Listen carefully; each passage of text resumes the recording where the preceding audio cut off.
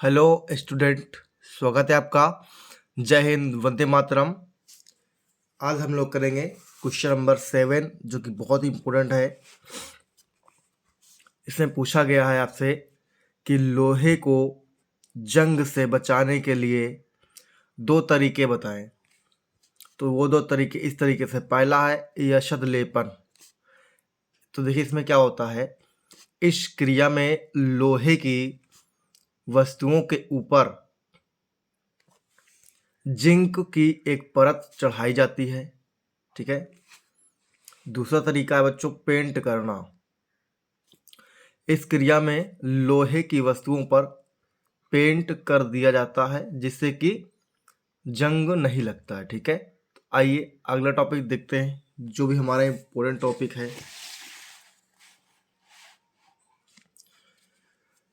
ये आपका important topic है, विद्युत रासायनिक श्रेणी किस आधार पर बनाई गई है। इस श्रेणी की किन्हीं दो उपयोगिताओं का उल्लेख कीजिए। ठीक है। मतलब पहले ये बताया जाएगा आपको कि कैसे बनाया गया है। तो क्या लिखेंगे, डालेंगे विद्युत रासायनिक श्रेणी। तो देखिए इसमें जब दो धातुओं को उनके मानक इलेक्ट्रोड विभव के बढ़ते हुए क्रम में रखा जाता है तो एक श्रेणी बन जाती है या एक श्रेणी प्राप्त हो जाती है जिसे धातुओं की विद्युत रासायनिक श्रेणी कहते हैं। हाइड्रोजन को श्रेणी के मध्य में रखा गया है और इसका मानक इलेक्ट्रोड विभव कितना होता है बच्चों, 0 होता है। ठीक है, बहुत इजी है। अब आइए देखते हैं इसकी उपयोगिता क्या है, यूजेस क्या है। तो पहला है धातुओं के विस्थापन में। पहला है बच्चों धातुओं के विस्थापन में। तो देखते हैं, विद्युत रासायनिक श्रेणी में प्रत्येक मतलब एक एक धातु अपने से नीचे स्थित धातुओं को उनके लवण के जलीय विलयन में विस्थापित कर देती है। इसका कारण यह है कि जो धातु श्रेणी में ऊपर मतलब कि हाइड्रोजन से ऊपर हो, ठीक है, उसका मानक अपचयन विभव कम होता है और वह अधिक क्रियाशील होती है। तो देखिए इसे ये रिएक्शन लिखा है आपका, CuSO4 मतलब कॉपर सल्फेट है प्लस Fe आयरन लोहा है। अब क्या करेगा, देखिए लोहा जो है ऊपर स्थित है हाइड्रोजन से और हाइड्रोजन से नीचे स्थित आपका कॉपर। तो लोहा जो है Fe को विस्थापित कर देगा। ठीक है, तो क्या बन जाएगा, यहाँ से ये इसको हटा देगा तो Cu अलग हो जाएगा और Fe यहाँ आ जाएगा। तो क्या बनेगा, FeSO4 प्लस Cu मतलब फेरस सल्फेट प्लस कॉपर, ये बन जाएगा आपका। चले दूसरा तरीका जानते हैं कौन सा है हमारा, धातुओं की क्रियाशीलता ज्ञात करने में। ठीक है, कि धातु कौन सी बेहतरीन तरीके से कार्य कर रही है। जिस धातु का मानक अपचयन विभव जितना अधिक ऋणात्मक अथवा कम धनात्मक होता है वह धातु उतनी ही अधिक क्रियाशील होती है। इसका कहने का मतलब है कि जो भी धातु ऋणात्मक ज़्यादा होती है, ठीक है, बहुत ज़्यादा हो और पॉजिटिव कम हो, वो उतनी ही ज़्यादा क्या होगी बच्चों, क्रियाशील होगी। मतलब कि वो उतनी ही ज़्यादा कार्य करेगी। ठीक है, यही कारण है कि लिथियम, सोडियम, पोटेशियम आदि क्षार धातु अधिक क्रियाशील होती हैं। ठीक है, क्योंकि इन तीनों का जो है ऋणात्मकता बहुत अधिक है और धनात्मकता कम है, ऋणात्मकता अधिक है, धनात्मकता कम है, इस कारण ये बहुत ही अधिक क्रियाशील है। ठीक है, चलिए नेक्स्ट टॉपिक करते हैं जो कि बहुत इंपॉर्टेंट है हमारा, एकदम ये इंपॉर्टेंट टॉपिक है। ठीक है बच्चों, तो देखिए क्या है इसमें, क्वेश्चन समझते हैं। धातु कर्म किसे कहते हैं, इसके विभिन्न चरणों का संक्षिप्त विवरण दीजिए। दूसरा पूछा गया है कापर के मुख्य अयस्क का नाम एवं सूत्र लिखिए तथा इसके सांद्रण की विधि का वर्णन करना है। अथवा में आ गया है, कापर के दो अयस्क के नाम तथा सूत्र लिखिए। कापर के निष्कर्षण में भर्जन तथा प्रगलन में होने वाली अभिक्रियाओं को समझाना है और समीकरण भी लिखना है। अथवा में देखिए पूछा गया आपसे निस्तापन, भर्जन, प्रगलन, गालक लिखना है आपको। फिर अथवा में पूछा गया निस्तापन क्रिया को एक उदाहरण द्वारा समझाइए। फिर आपसे पूछा गया है भर्जन के दो सल्फाइड अयस्कों के नाम लिखिए और सूत्र भी भर्जन तथा निस्तापन को उदाहरण देते हुए समझाइए। लास्ट में पूछा गया है कॉपर पायराइट अयस्क के भर्जन में होने वाली क्रियाओं का समीकरण लिखिए। बहुत ही ज़्यादा इंपॉर्टेंट है। ठीक है, इसके बारे में क्या कहा जाए, जितना कहा जाए उतना कम है। तो आइए समझते हैं। सबसे पहले हम समझेंगे धातु कर्म। ठीक है, सबसे पहले समझेंगे धातु कर्म क्या होता है। तो आइए समझते हैं। अयस्क से शुद्ध धातु प्राप्त करने की क्रिया को, अयस्क से शुद्ध धातु प्राप्त करने की क्रिया को धातु कर्म कहते हैं और यह निम्न पदों में संपन्न होती है। जैसे पहला है आपका अयस्क का सांद्रण, दूसरा है निस्तापन, तीसरा है भर्जन, चौथा है प्रगलन, पांचवा है बेसेमरीकरण, छठा है धातु का शोधन। ठीक, इस तरीके से 7 प्रकार में या 6 प्रकार में पूरा कंप्लीट होती है। ठीक है, तो आइए पहला देखते हैं अयस्क का सांद्रण क्या होता है। ठीक है, तो खान से जिस रूप में प्राप्त करते हैं किसी भी पदार्थ को उसे क्या बोलते हैं, अयस्क कहा जाता है। तो आइए आगे देखते हैं।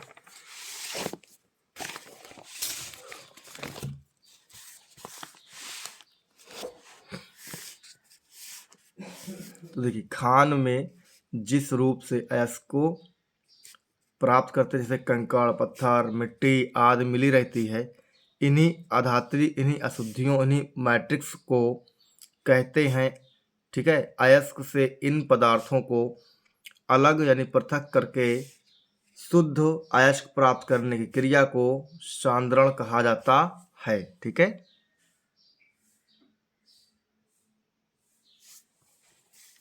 दूसरा है निस्तापन। वायु की अनुपस्थिति, मतलब वायु ना हो, सांद्रित अयस्क को उसके गलनांक के नीचे, मतलब जितना उसका टेम्परेचर हो उसके नीचे गर्म करते हैं। उच्च ताप पर गर्म करके उसमें उपस्थित नमी जैसे CO2 carbon dioxide, SO2 sulphur dioxide तथा अन्य वाष्पशील कार्बनिक अपद्रव्य मतलब अशुद्धि को निष्कासित करने की क्रिया को निस्तापन कहते हैं।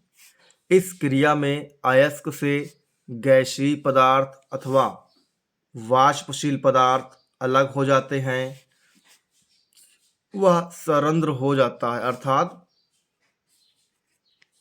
छेददार हो जाता है। इसके रिएक्शन देखिए, उदाहरण भूरे haematite 2Fe O3 into 3H2O से Fe2O3 प्राप्त करना। तो आइए देखते हैं 2Fe2O3 इंटू 3H2O, इसको गर्म किया जाएगा तो आपका ये जल बाहर निकल जाएगा, तो बचेगा क्या आपका 2Fe2O3 प्लस H2O, आपका ये प्राप्त हो जाएगा। ठीक है,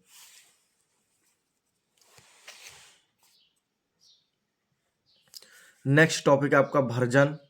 रोस्टिंग। आइए देखते हैं भर्जन। अकेले या अन्य पदार्थों के साथ सांद्रित अयस्क को मिलाकर गलनांक के नीचे वायु की नियंत्रित मात्रा में गर्म करने की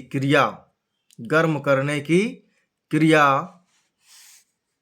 को भर्जन कहते हैं। ठीक है, यहां तक इसकी परिभाषा हो गई। आगे देखते हैं उदाहरण। देखिए, कॉपर पायराइट यानी CuFeS2 से सांद्रित अयस्कों का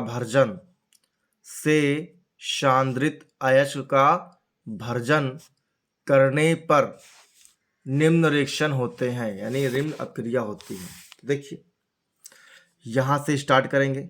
हमने यहाँ वाला एग्जांपल दिया आपको। ठीक है, देखिए, तो 2CuFeS2 ये क्या है, कॉपर पायराइट है, प्लस ऑक्सीजन होगा तो क्या बनेगा, कॉपर सल्फाइड बनेगा, Cu2S प्लस 2Fe और प्लस SO2, तो ये बाहर निकल जाएगा। फिर आपका कॉपर सल्फाइड से रिएक्शन कराएंगे, Cu2S प्लस 3O2 और यहाँ 10 गुणा कराएंगे तो बनेगा कॉपर ऑक्साइड बनेगा, यानी cupric oxide Cu2O plus sulphur, ये भी बाहर निकल जाएगा। फिर आपका ये फेरस ऑक्साइड कराएंगे, ये वाला फेरस सल्फाइड को, और ऑक्सीजन से बनेगा ferrous oxide plus sulphur dioxide. ये आपका पूरी रिएक्शन हो गई। ठीक है, आइए नेक्स्ट देखते हैं।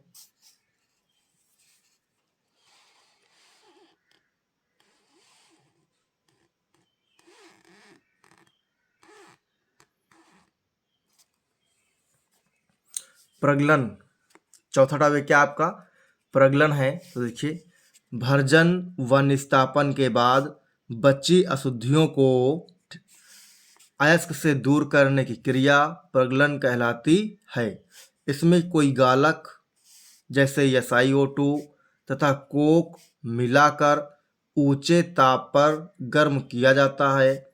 अगलनीय अशुद्धियां धातुमल के रूप में निकल जाती हैं और पिघली धातु पर ऊपर तैरती रहती हैं। मतलब जो धातु पिघल जाती है वो ऊपर तैरती रहती है, और जो अगलनीय होती है वो नीचे बैठ जाती है, उनको बाहर निकाल दिया जाता है। एग्जाम्पल है जैसे कॉपर, ये उदाहरण है आपका, कॉपर पायराइट से कॉपर के निष्कर्षण में भर्जित अयस्कों में बालू SiO2 क्या है, सिलिका बालू होता है, और कोक मिलाकर मिश्रण को वात्या भट्टी में प्रज्वलित करने में निम्न रिएक्शन होता है।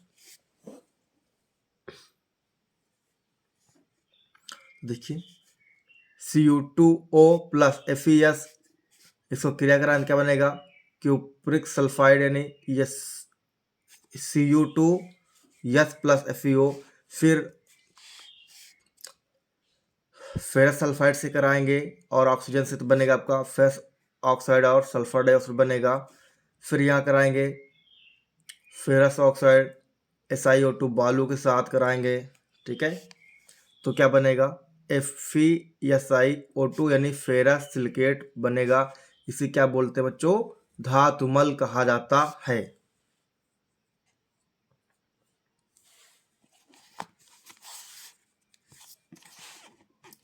देखिए, यहाँ आपसे कहा है गालक के बारे में। गालक वह पदार्थ है जो अधात्री, जो निस्तापित या अर्जित अयस्क में उपस्थित होता है।